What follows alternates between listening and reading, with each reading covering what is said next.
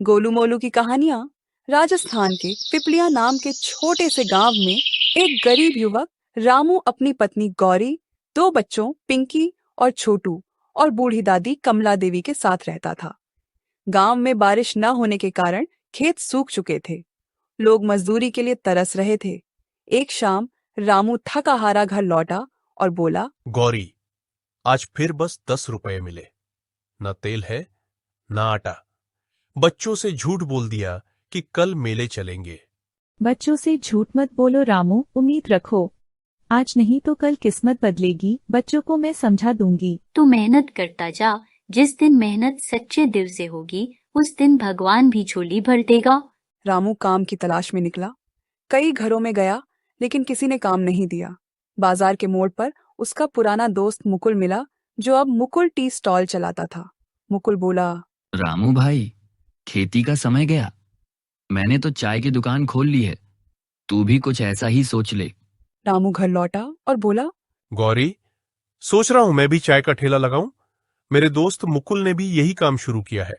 अच्छा विचार है, पर पैसे कहाँ से आएंगे इस काम के लिए? दादी वहीं बैठी सारी बातें सुन रही थी। तभी दादी बोली, मेरे संदूक में तेरे दादा की चांदी की पायल है, बेच दे बेटा, अब वही तेरा सहारा बनेगी।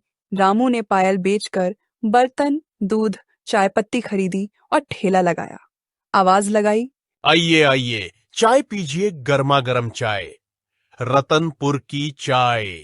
पहले दिन बस 2 ही ग्राहक आए। गौरी, शायद ये काम भी नहीं चलेगा। सब्र रखो, आप सब ठीक होगा। रात में दादी ने उसे अपने कमरे में सुलाया और बोली, आज चाय में तुलसी और इलायची डाल और मन से भगवान का नाम ले। सुबह रामू ने वैसा ही किया। तुलसी और अदरक की खुशबू बाजार में फैल गई। लोग बोले, वाह, ऐसी चाय कभी नहीं पी। दिन भर में ही सारी चाय बिक गई। उस दिन उसने पहली बार 400 रुपए कमाए। कुछ ही हफ्तों में रामू चाय वाला का नाम सबकी जुबान पर था। लेकिन मुकुल को अब जलन होने लगी। जिसे मैंने सलाह दी वही अब मुझसे आगे निकल गया। ये तो मैं होने नहीं दूंगा।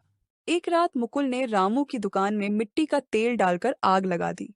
पूरा ठेला जल गया, बस राख बची। रामू रो पड़ा। बेटा, जो जल गया वो लकड़ी थी, तेरी लगन नहीं जली। अगले दिन पंचायत में एक बुजुर्ग ने कहा, मैंने मुकुल को रात को आग लगाते देखा था। सच बात सामने आने पर मुकुल रोने लगा और बोला, हाँ, मुझसे गलती हुई। ईर्ष्या ने अंधा कर दिया। माफ कर दो रामू। मुकुल, मैं तेरा पुराना दोस्त हूं। तूने गलती की है, पर मैं तुझे माफ करता हूं। आओ, मेरे साथ काम करो। जो जल चुकी दुकान है, हम दोनों मिलकर फिर से बनाएंगे। गांव वालों ने ताली बजाई। कुछ महीनों बाद रामू टी कॉर्नर पूरे जिले में मशहूर हो गया।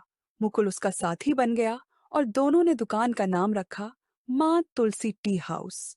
इस कहानी से हमको ये शिक्षा मिलती है कि ईमानदारी और धैर्य से शुरू किया गया काम, चाहे कितना भी छोटा हो, वो एक दिन बड़ा जरूर होता है।